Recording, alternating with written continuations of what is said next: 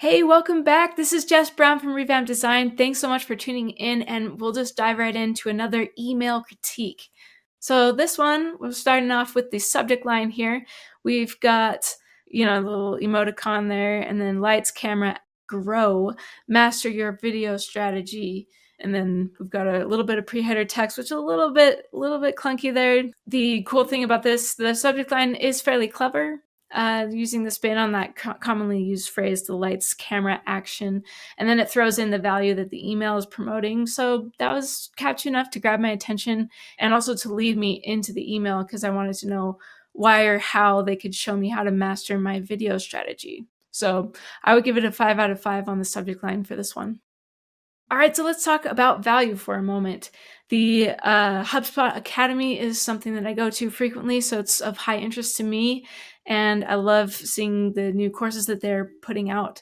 And so this top section, especially right here, was pretty helpful for me. I like to see the bullet points that really clearly indicate all the different high-level content that they're going to be going over in this course. So that was really convincing for me to go check it out or take the actions in the email. And so we have this first section here that's all focused on this free video marketing course. And then if we scroll down, we get to this last section, which is a little bit more unrelated.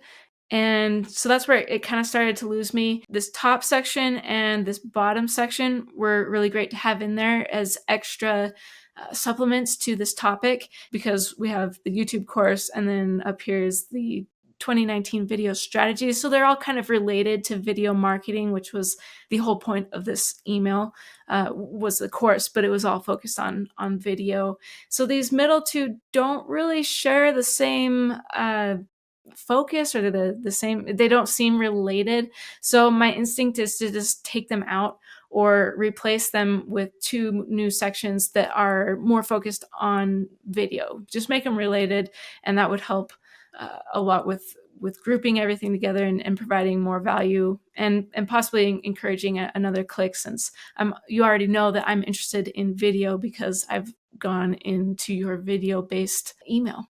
So I would give the value section for their score a 4 out of 5. And that's mostly because of this last section here where we've got more unrelated things that are popping up. All right, so back at the top of the email, let's talk about hierarchy next.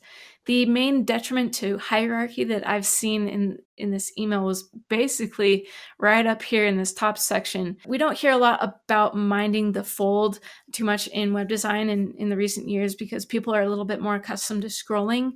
But I just feel like this is too much white space and there's no purpose in that white space. And so it's really pushing down the content, the actual meat of the email, all the way down to the fold, which is where your screen ends. And so that could be pretty bad, especially on mobile, I'm assuming. So the date doesn't seem to mean too much in the context of this email. So I'm not sure why it needed its own row all to itself and in such a large font size. And also we've got this orange section above it with just the logo. And it seems like it's really large and kind of slapped in the middle. And so I'm not seeing a whole lot of purpose to this. I already knew that it was HubSpot Academy because they did a great job with their display name in the inbox before I forwarded it to myself, of course. So there's not a huge reason to have this here, especially since it's just the icon. There's no logo text here to indicate that this is Academy. So it's not really fulfilling its purpose as identification unless we're really familiar with this symbol, which you would have to be really informed with this brand to be able to recognize it as its own entity. And so in most cases, logos should serve more as a stamp of approval or some kind of identification, not as like a large focal point like it's acting right now. And so it just doesn't add as much value for how much space it's taking. And so you add these two rows up with this huge, very bright banner image, and we're getting pushed down really far here, and we can't get to the content very quickly because we really have to get scrolling to get to anything that we can read. There are some better examples of hierarchy as we keep scrolling and going down below into this lower section. We've got good contrast in the font size between the header and the body text of these little little blurbs here. And so that's great. There's also really nice contrast with the colors and the call to action. And we can also call out this awesome animated GIF that's really bright and vibrant and has some cool animation and movement that really draws in focus right here, which is it's a great technique for the hierarchy in this case.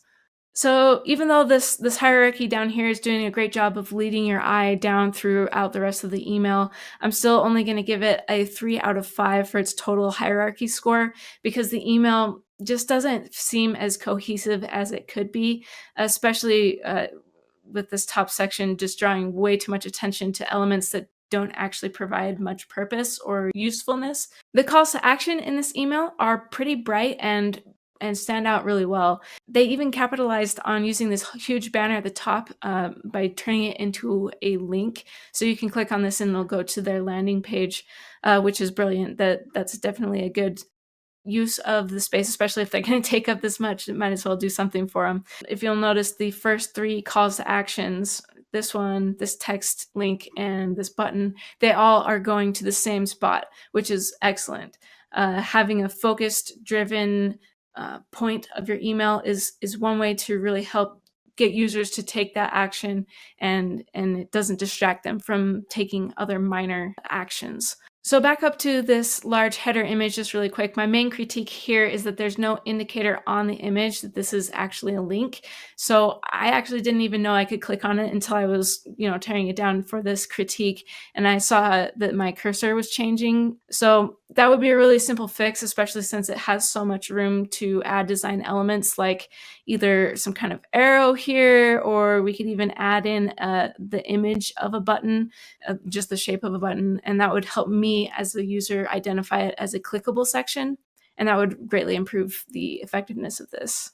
So overall, I'm giving the calls to action section a 4 out of 5. It was pretty good, and there were just a couple of tweaks that they could make to make it really stand out.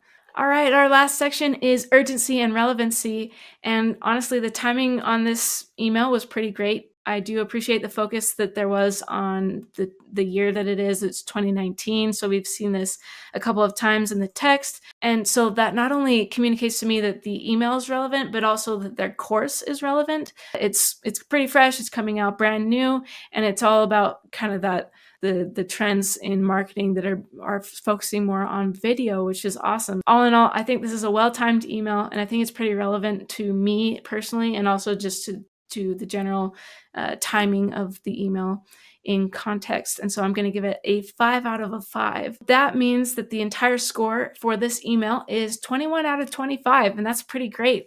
There were a couple of tweaks, and that would be awesome, but overall, I think this was a pretty effective email. And let me know if you agree or what your comments are on all of these different sections. I'd love to hear what your opinions are. If you're looking for a consultant to come in and talk to your business or organization about your email design or strategy, feel free to drop me a line at jess@revamp-design.com and we can set up a call. Thanks so much for watching, and I'll see you next time.